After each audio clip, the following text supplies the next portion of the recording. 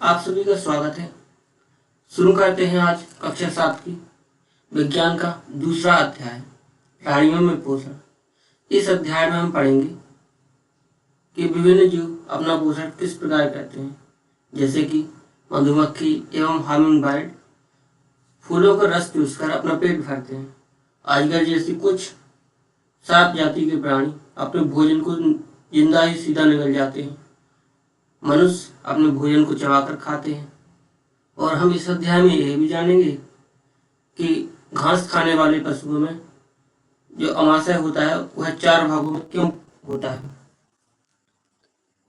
आपने अध्याय 1 में पढ़ा है कि पादप पौधे अपना भोजन प्रकाश संश्लेषण द्वारा स्वयं बना सकते हैं, परंतु प्राणी ऐसा नहीं कर सकते।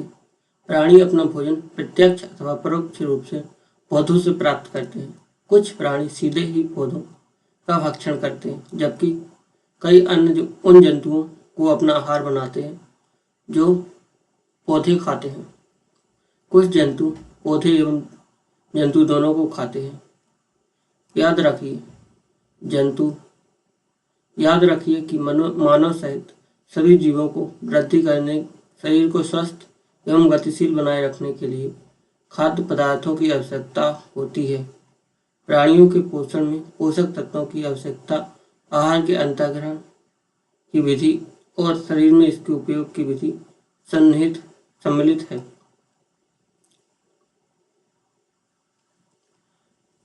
आप कक्षा 6 में पढ़ चुके हैं कि खाद्य भोजन के अनेक संघटक हैं। स्मरण कर उनके नाम लिखिए। भोजन के संघटक कौन कौन से? कार्बोहाइड्रेट, प्रोटीन, वसा, विटामिन इत्यादि। कार्बोहाइड्रेट जैसे कुछ संघटक जटिल पदार्थ हैं। अनेक जंतु इन जटिल पदार्थों का उपयोग सीधे इसी रूप में नहीं कर सकते, अतः उन्हें सरल पदार्थों में बदलना आवश्यक है, जैसा निम्न आरेख द्वारा दिखाया गया है। जटिल खाद्य पदार्थ का सरल खाद्य पदार्थ में परिवर्तन होना या टूटना विखंडन कहलाता है तथा इस प्रक्रम को पाचन कहते हैं। पाचन किसे कहते हैं? जटिल पदार्थ को सरल पदार्थ में बदलने की प्रक्रिया को पाचन कहते हैं। जैसे ये जटिल पदार्थ है, इसको छोटे छोटे टुकड़ों में बदलना पाचन कहलाता है। खाद्य अंतर्ग्रहण की विभिन्न विधियां। भोजन के अंतर्ग्रहण की विधि विभिन्न जीवों में भिन्न भिन्न होती है। मधुमक्खी एवं मरमर पक्षी हमिंग बर्ड पौधों का मकरंद चूसते हैं। मानव एवं कुछ अन्य जंतुओं में शिशु मां का दूध पीते हैं। अजगर जैसे सर्प वंश के प्राणी अपने शिकार को समूचा ही निगल जाते हैं। कुछ जलीय प्राणी अपने आसपास पानी में तैरते हुए खाद्य कणों को छानकर उनका भक्षण करते हैं। क्रियाकलाप 2.1 सारणी 2.1 में दिए गए जंतु के भोजन के प्रकार एवं पोषण प्राप्त करने की विधि कौन सी है? अपने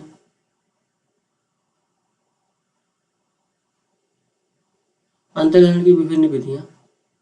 जंतु का नाम, आहार का प्रकार, आहार की विधि से घोंगा ये जलीय जंतु है।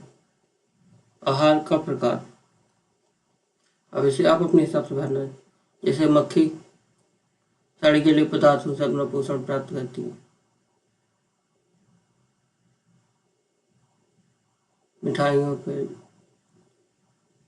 तितली फूलों का रस चूसती है। मच्छर खून चूसता है। जूं ये भी खून चूसता है। मरमर पक्षी ये फलों का रस। चील मांसाहारी या चूहों सांपों को खाते हैं। चींटी। अद्भुत सत्य। स्टारफिश तारा मछली कैल्शियम कार्बोनेट के कठोर कवच वाले जंतुओं का आहार करती है। कवच खोलने के बाद यह अपने मुख से अपना अमाशय बाहर निकालती है तथा जंतु के कोमल भागों को खाती है। अमाशय वापस शरीर में चला जाता है तथा आहार धीरे धीरे पचता है। यहाँ पर स्टारफिश के बारे में बताया गया है। उसका अमाशय में सीधे ही भोजन जाता है, अर्थात मुख द्वारा वो खाती नहीं, यदि अमाशय में लेती है और पचा जाती है। प्रेक्षण सारणी 2.1 में लिखिए। आप देखेंगे कि सारणी के नीचे लिखी गई खाद्य अंतर्ग्रहण की विधियां उन विधियों का विवरण लिखने में सहायक हैं जिनसे जंतु भोजन का अंतर्ग्रहण करते हैं। मानव में पाचन। अब हम पढ़ेंगे मानव में पाचन किस प्रकार होता है।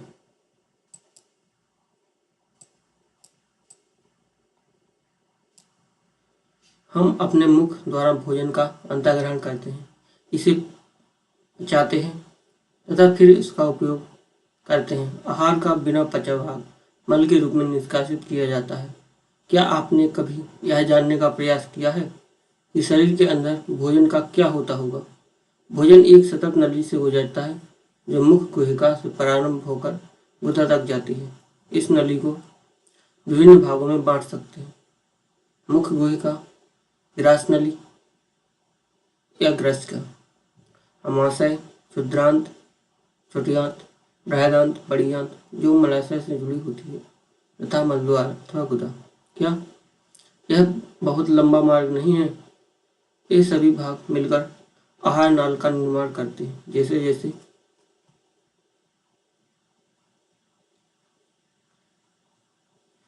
जैसे भोजन विभिन्न भागों से गुजरता है उसके विभिन्न घटकों का पाचन भी क्रमित रूप से होता जाता है। अमाशय की आंतरिक भित्ति, क्षुद्रांत तथा आहार नाल से संबंध विभिन्न ग्रंथियां जैसे कि लाला ग्रंथि, यकृत, अग्न्याशय पाचक रस स्रावित करती हैं। पाचक रस जटिल पदार्थों को उनके सरल रूप में बदल देते हैं। आहार नाल एवं संबंध ग्रंथियां मिलकर पाचन तंत्र का निर्माण करते हैं। तो यहाँ पर मनुष्य के पाचन तंत्र का चित्र दर्शाया गया है। यहाँ पर मुख, दांत, मुख गुहिका मुंह से व्यक्ति खाना खाता है। ये आहार ग्रस्त का खाना भोजन जाता है, अमाशय में रुकता है। ये क्षुद्रांत, ये कुंडलित है, बृहदांत या एक पित्ताशय, यकृत। आइए अब हम जानते हैं कि आहार नाल के विभिन्न भागों में भोजन का क्या होता हुआ। मुख गुहिका, मुख एवं मुख गुहिका। भोजन का अंतर्ग्रहण मुख द्वारा होता है। आहार का शरीर के अंदर लेने की क्रिया अंतर्ग्रहण कहलाती है। बूझे चित्र 2.2 में दिखाई गई अत्यधिक कुंडलित क्षुद्रांत को देखकर आश्चर्यचकित है। वह इसकी लंबाई जानना चाहता है। क्या आप इसका अनुमान लगा सकते हैं। इस पृष्ठ संख्या 17 में इसकी सन्निकट लंबाई दी गई है। कल्पना कीजिए कि इतनी लंबी संरचना हमारे शरीर के छोटे से हिस्से में किस प्रकार समाई हुई है। हम दांतों की सहायता से भोजन चबाते हैं तथा यांत्रिक विधि द्वारा उसे छोटे छोटे टुकड़ों में पीस डालते हैं। प्रत्येक दांत मसूड़ों के बीच अलग अलग गर्तिका में धंसा होता है। हमारे दांतों की आकृति भिन्न भिन्न है तथा उनके कार्य भी भिन्न भिन्न है। इसके अनुसार उन्हें अलग अलग नाम दिए गए हैं। चित्र क्रियाकलाप 2.2। अपने हाथ धोइए। दर्पण से देखते हुए अपने दांतों की गणना कीजिए। अपनी तर्जनी से दांतों को छूकर महसूस कीजिए। आपके मुख में कितने प्रकार के दांत हैं। एक सेव अथवा रोटी का टुकड़ा लेकर उसे काटिए। आप इसे काटने एवं दंशन के लिए किन दांतों का उपयोग करते हैं। कौन से दांत खाद्य पदार्थों को चीरने और फाड़ने के काम आते हैं। उन दांतों को पहचानिए जो चबाने एवं पीसने के काम आते हैं। अपने परीक्षण सारणी 2.2 में लिखिए। तो ये है हमारे दांत। ये आंग की 4 दांत नीचे के और 4 ऊपर के क्रंत तक। इन दांतों से हम कतरने का काम करते हैं। फल, रोटी कुछ भी खाएं तो कतरते हैं। ये दांतों जो आगे के 4 दांत हैं, इनके बगल में जो कि नुकीले दांत होते हैं उन्हें बोलते हैं रत्नक। दो नीचे होते, दो ऊपर, चार ऊपर। अग्रचर्वणक, ये दाढ़ें होती हैं जिनसे हम भोजन को चबाते हैं, इन्हें भी दो भागों में बांटा गया है। पीछे की तीन को चर्वणक और दो आगे वाली दो जोड़ी को अग्रचर्वणक। हमारे मुख में लाला ग्रंथि होती है जो लाला रस लार स्रावित करती है। क्या आप जानते हैं कि लाला रस का भोजन पर क्या प्रभाव पड़ता है? आइए इसका पता लगाएं। दूध के दांत तथा स्थायी दांत। क्या आपको याद है कि कुछ वर्ष पूर्व आपके दांत गिरने लगे थे? हमारे दांतों का प्रथम सेट शैशव काल में निकलता है तथा लगभग 8 वर्ष की आयु तक ये सभी दांत गिर जाते हैं। इन्हें दूध के दांत कहते हैं। इन दांतों के स्थान पर दूसरे दांत निकलते हैं जिन्हें स्थायी दांत कहते हैं। सामान्यतः स्वस्थ व्यक्ति के स्थायी दांत पूरे जीवन भर बने रहते हैं, तथापि वृद्धावस्था में ये प्रायः गिरने लगते हैं। क्रियाकलाप 2.3। दो पैराफिनलियाँ लीजिए, उन्हें ए तथा बी चिन्हित कीजिए। पैराफिनली ए में 1 चम्मच उबले चावल डालिए। 1 चम्मच उबले चावल मुख में लेकर 3 से 5 मिनट तक चबाइए तथा उन्हें दूसरी पैराफिनली बी में मिलाइए। दोनों पैराफिनलियों में 2 से 4 ml जल डालिए। अब दोनों पैराफिनलियों में आयोडीन विलयन की 2-3 बूंदें डालिए तथा उनका परीक्षण कीजिए। आप पैराफिनली ए तथा बी में क्या अंतर देखते हैं? पैराफिनली के रंग में परिवर्तन क्यों आता है? हम परिणामों की चर्चा अपने मित्रों एवं अध्यापक से कीजिए। देखो, ये पैराफिनली ए, इसमें बिना चबाए हुए चावल। ये पैराफिनली बी, इसमें हम मुंह से चबाकर वापस से चावल डालते हैं। जब आयोडीन परीक्षण करते हैं तो इसमें पहली वाली पैराफिनली ए में जो चावल उपस्थित होते हैं उसमें स्टार्च होते हैं, जिसके कारण इस पैराफिनली ए का कलर बदल गया। पैराफिनली बी में स्टार्च चावलों को हम मुंह में लेते हैं और मुंह में उपस्थित लार अर्थात लाला रस के कारण चावलों में उपस्थित स्टार्च ग्लूकोज में बदल जाता है अर्थात शर्करा, जिस वजह से यह पैराफिनली कलर नहीं बदलती। लाला रस चावल के मंड को शर्करा में बदल देता है। जीभ एक मसल पेशीय अंग है जो पीछे की ओर मुख गुहिका के अधर तल से जुड़ी होती है। इसका अग्रभाग स्वतंत्र होता है और किसी भी दिशा में मुड़ सकता है। क्या आपको जीभ के कार्य ज्ञात हैं? हम बोलने के लिए जीभ का उपयोग करते हैं। इसके अतिरिक्त यह भोजन में लार को मिलाने का कार्य करती है तथा निगलने में भी सहायता करती है। जीभ द्वारा ही हमें स्वाद का पता चलता है। जीभ पर स्वाद कलिकाएं होती हैं जिनकी सहायता से हमें विभिन्न प्रकार के स्वाद का पता चलता है। क्रियाकलाप 2.4 द्वारा हम स्वाद कलिकाओं की स्थिति का पता लगा सकते हैं। मिठाइयों और दंत क्षय। मिठाइयाँ और दंत क्षय। सामान्यतः हमारे मुख में जीवाणु पाए जाते हैं, परंतु उनसे हमें कोई हानि नहीं होती।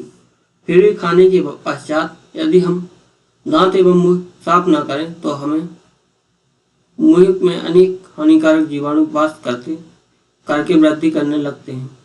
ये जीवाणु दांतों के बीच फंसे भोजन की शर्करा का विघटन कर अम्ल निर्मोचित करते हैं।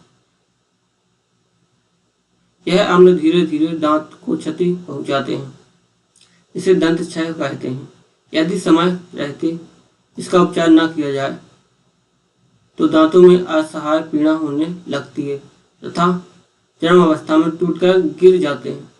चॉकलेट, ठंडे पेय तथा चीनी युक्त मिठाइयाँ व अन्न पदार्थ दंत क्षय के मुख्य रूप से उत्तरदायी होते हैं। अतः प्रत्येक व्यक्ति को प्रतिदिन कम से कम 2 बार ब्रश करना अथवा दातुन करनी चाहिए तथा कुछ भी खाने के तुरंत बाद कुल्ला करना चाहिए। मुख के अंदर गंदी अंगुली अथवा बिना धुली वस्तु नहीं डालनी चाहिए। यहाँ पर दंत क्षय के बारे में बताया गया है कि हमें कोई भी मीठी चीज खाने के बाद कुल्ला करना चाहिए। मीठी चीजों का कम से कम सेवन करना चाहिए और दांतन मंजन करनी चाहिए, नहीं तो हमारे दांत खराब हो जाएंगे।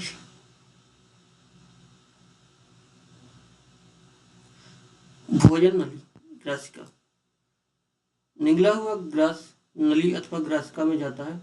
चित्र 2.2 देखिए, ग्रासिका गले एवं वक्ष से होती हुई जाती है।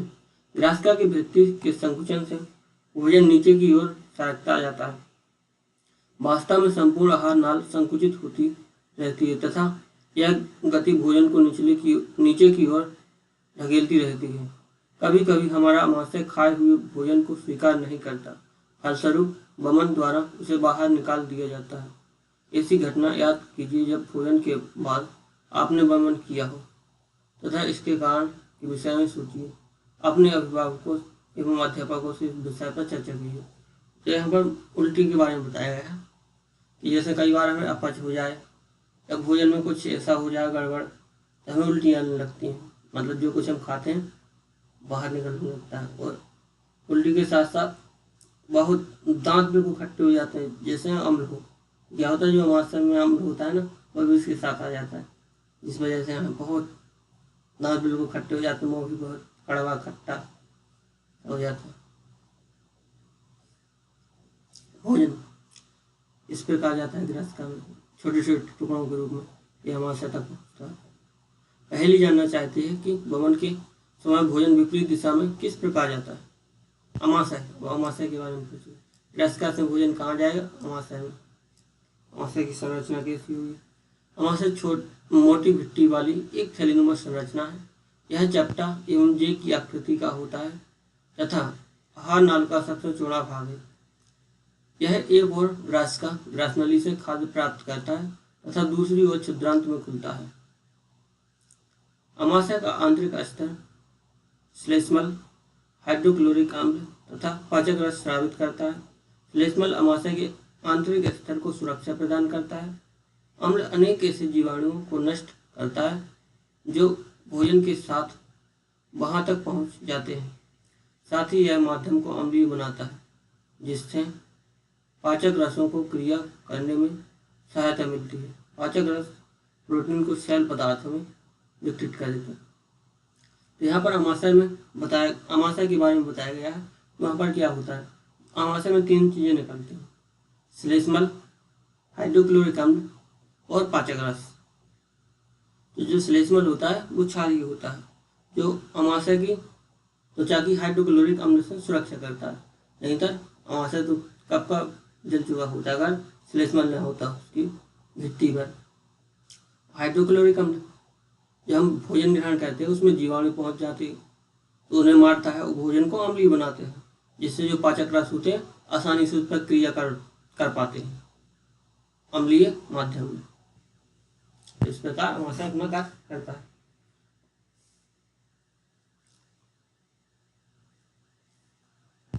अब क्या है क्षुद्रांत, इससे पहले थोड़ा नीले डब्बा पढ़ लें। कभी कभी जब आप जल्दी जल्दी खाते हैं अथवा खाते समय बात करते हैं, आपको खांसी उठती है या हिचकी आती है अथवा घुटन का अनुभव होता है। यह खाद्य कणों के श्वास नली में प्रवेश करने के कारण होता है। श्वास नली नासिका से आने वाली वायु को फेफड़ों तक ले जाती है। यह ग्रासिका के साथ साथ चलती है, परंतु ग्रसनी में वायु एवं भोजन मार्ग एक ही होते हैं। फिर भोजन को श्वास नली में प्रवेश करने से किस प्रकार रोका जाता है? भोजन निकलने के समय एक मसल रचना बल का कार्य करती है, जो श्वास नली को ढक लेती है तथा भोजन को ग्रासनी में भेज देता है। संयोगवश यदि भोजन के कण श्वास नली में प्रवेश कर जाते हैं तो हमें घुटन का अनुभव होता है और हिचकी आती है या खांसी उठती है। अब क्षुद्रांत। क्षुद्रांत लगभग 7.5 मीटर लंबी अत्यधिक कुंडलित नली है। यह यकृत एवं अग्नाशय से स्राव प्राप्त करती है। इसके अतिरिक्त इसकी भित्ति से भी कुछ रस स्रावित होते हैं। यकृत गहरे लाल भूरे रंग की ग्रंथि है जो उदर के ऊपरी भाग में दाहिनी ओर अवस्थित होती है। यह शरीर की सबसे बड़ी ग्रंथि है। यह पित्तरस स्रावित करती है जो एक थैली में संग्रहित होता रहता है। इसे पित्ताशय कहते हैं। पित्तरस वसा के पाचन में महत्वपूर्ण भूमिका निभाता है। जो क्षुद्रांत होता है, जैसे ये अमाशय से भोजन निकलता है तो कहाँ पहुंचता है? क्षुद्रांत। क्षुद्रांत में भोजन के साथ साथ क्या मिलता है? जो पित्तरस, एक रस का स्राव होता है जिसे पित्तरस कहते हैं। और यह कहाँ स्थित इकट्ठा होता है? पित्ताशय में। पित्ताशय एक थैलीनुमा संरचना होती है। यहाँ पर पित्तरस संग्रहित होता है और यह क्षुद्रांत में पहुंचाया जाता है। यह भोजन को कैसे बनाते हैं? क्षारीय बनाता है और वसा के पाचन में महत्वपूर्ण भूमिका निभाता है।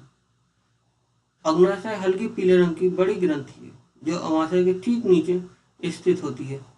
अग्नाशिक रस कार्बोहाइड्रेट एवं प्रोटीन पर क्रिया करता है। अग्नाशिक रस होता है वो कार्बोहाइड्रेट एवं प्रोटीन पर क्रिया करता है।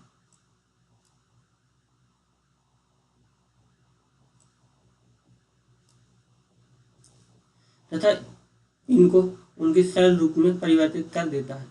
आंशिक रूप से पचा भोजन अब क्षुद्रांत के निचले भाग में पहुंचता है जहां आंत रस पाचन क्रिया को पूर्ण कर देता है।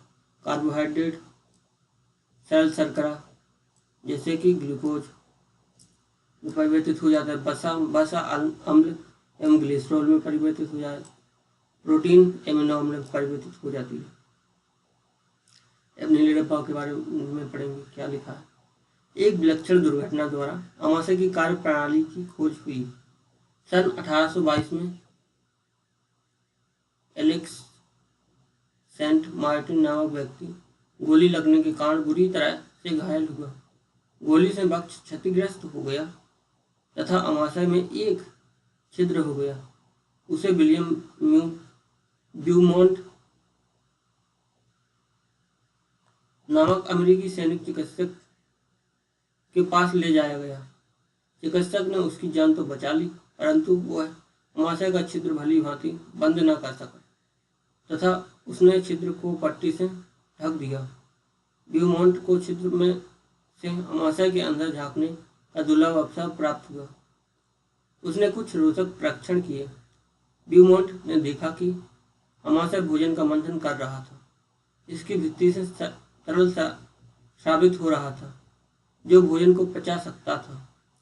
उसने यह भी देखा कि अमाशय क्षुद्रांत में भी खुलता है जब अमाशय में भोजन का पाचन पूरा हो जाता है। यहाँ पर एक घायल सैनिक की कहानी बताई गई है। 1822 में एक सैनिक घायल हो गया युद्ध में। उसे एक डॉक्टर ने देखा। उसका नाम क्या है? ब्यूमॉन्ट, जो अमेरिकी सैनिक डॉक्टर था। उसके अमाशय में छेद हो गया था। डॉक्टर ने सिपाही जान तो बचा ली लेकिन उसके अमाशय का छेद नहीं भर पाया। उसने एक बार अमाशय में झांकने का प्रयास किया तो उसने देखा कि अमाशय में भोजन का मंथन हो रहा है जैसा दही मथा जाता है, शायद उसी प्रकार। और जब भोजन का पाचन हो जाता है अमाशय में पूरा, वो आगे क्षुद्रांत के लिए मुख खुलता है और क्षुद्रांत में पहुंच जाता है। इस प्रकार क्षुद्रांत में अवशोषण। हम पढ़ेंगे क्षुद्रांत में अवशोषण कैसे होता है। पचा हुआ भोजन अवशोषित होकर क्षुद्रांत की भित्ति में स्थित दूसरी वाहिकाओं में चला जाता है। इस प्रक्रम को अवशोषण कहते हैं। क्षुद्रांत की आंतरिक भित्ति और अंगुली की समान उभरी हुई संरचना होती है। जिन्हें दीर्घरोम अथवा रसांकुर कहते हैं। क्या आप अनुमान लगा सकते हैं कि दीर्घरोम की आंत में क्या भूमिका है? दीर्घरोम पचे हुए भोजन के अवशोषण हेतु तल क्षेत्र बढ़ा देते हैं। प्रत्येक दीर्घरोम में सूक्ष्म रुधिर वाहिकाओं का जाल फैला रहता है। दीर्घरोम की सतह से पचे हुए भोजन का अवशोषण होता है तथा यह रुधिर वाहिकाओं में चला जाता है। अवशोषित पदार्थ का स्थानांतरण रुधिर वाहिकाओं द्वारा शरीर के विभिन्न भागों तक होता है, जहां उसका उपयोग जटिल पदार्थों को बनाने में किया जाता है। इस प्रक्रम को संघीकरण कहते हैं। कोशिका में उपस्थित ग्लूकोज का विघटन ऑक्सीजन की सहायता से कार्बन डाइऑक्साइड एवं जल में हो जाता है और ऊर्जा मुक्त होती है। भोजन का वह भाग जिसका पाचन नहीं हो पाता अथवा अवशोषण नहीं होता वेदांत में भेद किया जाता है। तो क्षुद्रांत में अवशोषण के बारे में बताया गया है। क्षुद्रांत बहुत 7.5 मीटर लंबी एक आंत है। तो जब भोजन का पाचन क्षुद्रांत के शुरुआती भाग में हो जाता है तो वो लास्ट वाले भाग में पहुंच जाता है। क्षुद्रांत के लास्ट भाग में क्या होता है? दीर्घरोम होते हैं। बृहदांत, जब भोजन छोटी आंत में अवशोषित हो चुका होता है तो जो बचता है उसे बृहदांत में भेज दिया जाता है। बृहदांत क्षुद्रांत की अपेक्षा चौड़ी एवं छोटी होती है। यह लगभग 1.5 मीटर लंबी होती है। इसका मुख्य कार्य जल एवं कुछ लवणों का अवशोषण करना है। बचा हुआ अपचित पदार्थ मलाशय में चला जाता है तथा आर्द्र ठोस मल के रूप में रहता है। समय समय पर गुदा द्वारा यह मल बाहर निकाल दिया जाता है। इसे निष्कासन कहते हैं। जब भोजन छोटी आंत में अवशोषित हो जाता है दीर्घरोम द्वारा, इसे बड़ी आंत में भेज दिया जाता है। इस समय इसमें क्या बचता है? जल और लवण और अवशिष्ट पदार्थ। तो जल और खनिज लवणों का अवशोषण बड़ी आंत में अर्थात बृहदांत में हो जाता है और जो अपचित भोजन बचता है उसे आगे शिफ्ट कर दिया जाता है मलाशय में। दस्त के बारे में कभी कभी आपको जल रूपी पतले मल की बार बार निष्कासन की आवश्यकता होती है। इस स्थिति को दस्त कहते हैं। यह संक्रमण, खाद्य विषाक्तता अथवा अपच के कारण होता है। भारत में विशेषकर बच्चों में यह अति सामान्य स्थिति है। चरम अवस्था में यह घातक भी हो सकता है। इसका मुख्य कारण शरीर से जल एवं लवण की अत्यधिक क्षति होना है। इसे सहजता से नहीं टालना चाहिए। चिकित्सक के पास जाने से पूर्व ही रोगी को उबालकर ठंडा किए हुए जल में 1 चुटकी नमक एवं चीनी घोलकर पिलाना चाहिए। इसे जीवन रक्षक घोल अथवा ORS कहते हैं। ORS होता है ना, इसमें क्या होता है? चीनी और नमक का मिक्सचर। जुगाली नहीं, घास खाने वाले जंतुओं में पाचन। अब पढ़ेंगे घास खाने वाले जंतुओं में पाचन किस प्रकार होता है। क्या आपने गाय, भैंस तथा घास खाने वाले शाकाहारी अन्य जंतुओं को देखा है? वे उस समय भी लगातार जुगाली करते रहते हैं जब वे खा ना रहे हों। वास्तव में भी पहले घास को जल्दी जल्दी निकलकर अमाशय के एक भाग में भंडारित कर लेते हैं। यह भाग रुमेन प्रथम अमाशय कहलाता है।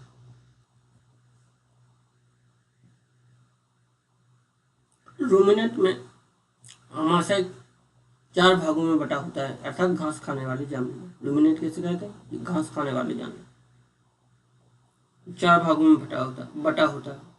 रूमेन में भोजन का आंशिक पाचन होता है, जिसे जुगाल कहते हैं, परंतु बाद में जंतु इसका को छोटे पिंडकों के रूप में पुनः मुख में लाता है तथा जिसे वह चबाता रहता है। इस प्रक्रम को रोमंथन अर्थात जुगाली कहते हैं। तथा ऐसे जंतु रूमिनेंट कहलाते हैं, अर्थात क्या रोमंथी कहलाते हैं, रूमिनेंट।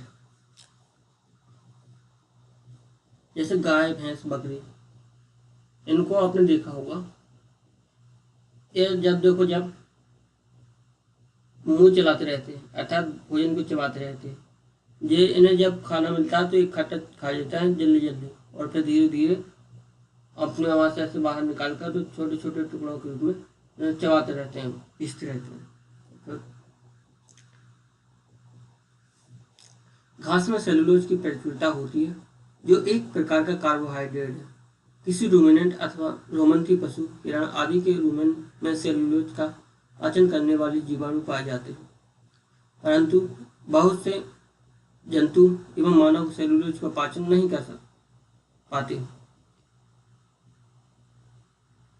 जो पत्तियों में होता है ना, जैसे पौधे, उनकी कोशिका भित्ति होती है, वो किस चीज से बनी होती है? सेलुलोज। एक प्रकार का कार्बोहाइड्रेट है। कार्बोहाइड्रेट का जो सेलुलोज का पाचन केवल कुछ जंतु ही कर पाते हैं, सभी नहीं, मनुष्य भी नहीं कर सकते। आइए पहली जानना चाहती है कि ये जंतु भोजन करते समय इसे भली भांति क्यों नहीं चबा पाते। वो जो जानना चाहता है कि मनुष्य मवेशियों की तरह सेलुलोज का को क्यों नहीं पचा सकता। जानवरों जैसे घोड़ा, खरगोश आदि में क्षुद्रांत एवं बृहदांत के बीच एक थैलीनुमा बड़ी संरचना होती है, जिसे अंतनाल कहते हैं। भोजन के सेलुलोज का पाचन यहाँ पर कुछ जीवाणुओं द्वारा किया जाता है, जो मनुष्य के आहार नाल में अनुपस्थित होते हैं। अब तक आपने उन जंतुओं के विषय में पढ़ा है जिनमें पाचन तंत्र पाया जाता है, परंतु ऐसे बहुत से सूक्ष्म प्राणी हैं जिनमें ना तो मुख होता है और ना ही पाचन तंत्र, फिर वे किस प्रकार भोजन का अंतर्ग्रहण करते हैं। यहाँ पर जो घास खाने वाले पशु हैं या जानवर, जैसे भेड़, बकरी, हिरण, गाय, भैंस, हाथी, घोड़ा, यह सेलुलोज का पाचन किस प्रकार करते हैं? तो अन्य जानवरों, अन्य जीवों की अपेक्षा इनमें क्या पाया जाता है? क्षुद्रांत और बृहदांत के बीच एक थैलीनुमा बड़ी संरचना पाई जाती है, जिसे अंतनाल कहते हैं। इसमें कुछ ऐसे जीवाणु पाए जाते हैं जो सेलुलोज का पाचन करने में सक्षम होते हैं, और इस प्रकार से वह सेलुलोज को पचाने में सक्षम होते हैं। अब तक आपने उन जंतुओं के विषय में पढ़ा जिनमें पाचन तंत्र पाया जाता है, परंतु कुछ ऐसे भी प्राणी हैं जिनमें ना तो मुख होता है और ना ही पाचन तंत्र, फिर भी वे किस प्रकार भोजन का अंतर्ग्रहण करते हैं तथा उसका पाचन करते हैं। खंड 2.4 में आप भोजन ग्रहण करने की एक अन्य रोचक विधि का अध्ययन करेंगे, अमीबा में संभरण एवं पाचन। अमीबा जलाशयों में पाया जाने वाला एक कोशिक जीव है। अमीबा की कोशिका में एक कोशिका झिल्ली होती है, एक गोल सघन केंद्रक एवं कोशिका द्रव में बुलबुले के समान अनेक धानियां होती हैं। अमीबा निरंतर अपनी आकृति एवं स्थिति बदलता रहता है। यह एक अथवा अधिक अंगुली के समान प्रवर्ध निकलता रहता है, जिन्हें पादाप अर्थात कृत्रिम पांव कहते हैं, जो इन्हें गति देने एवं भोजन पकड़ने में सहायता करता है। अमीबा कुछ सूक्ष्म जीवों का आहार करता है। जब इसे भोजन का आभास होता है तो यह खाद्य कणों के चारों ओर पादाप विकसित करके उसे निगल लेता है। खाद्य पदार्थ उसकी खाद्य धानी में फंस जाते हैं। यह है अमीबा। इसके यह पादाप है। पादाप इससे क्या करता है? गति करता है, ऐसा एक स्थान से दूसरे स्थान पर जाता है। और दूसरा काम, यह खाद्य को निगलने में का काम भी करता है, जिसे खाद्य कण है। पादाप इसे फैला लेगा, इसको ढक लेगा और यहाँ से उसके द्रव या अर्थात उसके द्रव में उपस्थित खाद्य धानी में पहुंच जाएगा और उसका पाचन करके पोषण कर लेगा। खाद्य धानी में ही पाचक रस स्रावित होते हैं। ये खाद्य पदार्थ पर क्रिया करके उन्हें सरल पदार्थों में बदल देते हैं। पचा हुआ खाद्य धीरे धीरे अवशोषित हो जाता है। अवशोषित पदार्थ अमीबा की वृद्धि, रखरखाव एवं गुणन के लिए उपयोग किए जाते हैं। बिना पचा अवशिष्ट खाद्यान्नी द्वारा बाहर निकाल दिया जाता है। भोजन के पाचन का आधारभूत प्रक्रम सभी प्राणियों में समान है, जिसमें खाद्य पदार्थ का सेल पदार्थों में परिवर्तित किए जाते हैं परिवर्तन एवं ऊर्जा मुक्त होती है। अगले अध्याय में आप आंत द्वारा अवशोषित खाद्य पदार्थों का शरीर के भाग अन्य भागों में स्थानांतरण के विषय में पढ़ेंगे। ठीक है, हो गया इसका चैप्टर कंप्लीट हुआ। प्रमुख शब्द क्या है इसमें? अवशोषण, एमिनो अम्ल, स्वांगीकरण, पित्तरस, मुख गुहिका, रत्नक, सेल्यूलोज, पाचन तंत्र, निष्कासन, वसा अम्ल, खाद्यधानी, पित्ताशय, कृंतक, अंतःग्रहण, यकृत, चर्बड़क, ग्रसिका, अग्नाशय, अग्रचर्बड़क, पादप, रूमिनेंट, लाला ग्रंथि, वीर्योरम। आपने क्या सीखा? जंतु पोषण में पोषण आवश्यकताएं, भोजन अंतःग्रहण की विधियां एवं शरीर में इनका उपयोग सम्मिलित है। आहार नाल तथा स्रावी ग्रंथियां संयुक्त रूप से मानव के पाचन तंत्र का निर्माण करती हैं। इसमें मुख गुहिका, ग्रसिका, आमाशय, क्षुद्रांत, बृहदांत, जो मलाशय में समाप्त होती है, तथा गुदा सम्मिलित है। पाचक रस स्रावित करने वाली प्रमुख ग्रंथियां लाला ग्रंथि, यकृत, अग्नाशय, आमाशय की भित्ति एवं क्षुद्रांत की भित्ति भी पाचक रस स्रावित करती हैं। विभिन्न जीवों में भोजन ग्रहण करने की विधियां भी भिन्न हैं। पोषण एक जटिल प्रक्रम है, जिसमें अंतःग्रहण, पाचन, अवशोषण, स्वांगीकरण एवं निष्कासन शामिल है। मंड जैसे कार्बोहाइड्रेट का पाचन मुख में ही प्रारंभ हो जाता है। प्रोटीन का पाचन आमाशय में प्रारंभ होता है। यकृत द्वारा स्रावित पित्त अग्नाशय से अग्न्याशिक रस स्राव, क्षुद्रांत भित्ति द्वारा स्रावित पाचक रस की क्रिया से भोजन के सभी घटकों का पाचन क्षुद्रांत में पूरा हो जाता है। जल एवं कुछ लवण बृहदांत में अवशोषित होते हैं। अवशोषित पदार्थ शरीर के विभिन्न भागों को स्थानांतरित कर दिए जाते हैं। बिना पचे अवशिष्ट जिनका अवशोषण नहीं होता, मल के रूप में गुदा द्वारा शरीर के बाहर निकाल दिए जाते हैं। गाय, भैंस एवं हिरण जैसी घास खाने वाले जंतु रोमंथी कहलाते हैं। वे पत्तियों का अंतःग्रहण तीव्रता से करके उन्हें निगल लेते हैं तथा रुमेन में भंडारित कर लेते हैं। कुछ अंतराल के बाद भोजन पुनः मुख में आ जाता है और पशु धीरे धीरे जुगाली कर उसे चबाते रहते हैं। अमीबा में भोजन का अंतःग्रहण पादप की सहायता से होता है तथा इसका पाचन खाद्यधानी में होता है। अब यह अभ्यास आप लोग स्वयं करना। अगर मुझे टाइम मिलेगा तो मैं इसका एक अलग से वीडियो बना दूंगा। ठीक है, धन्यवाद।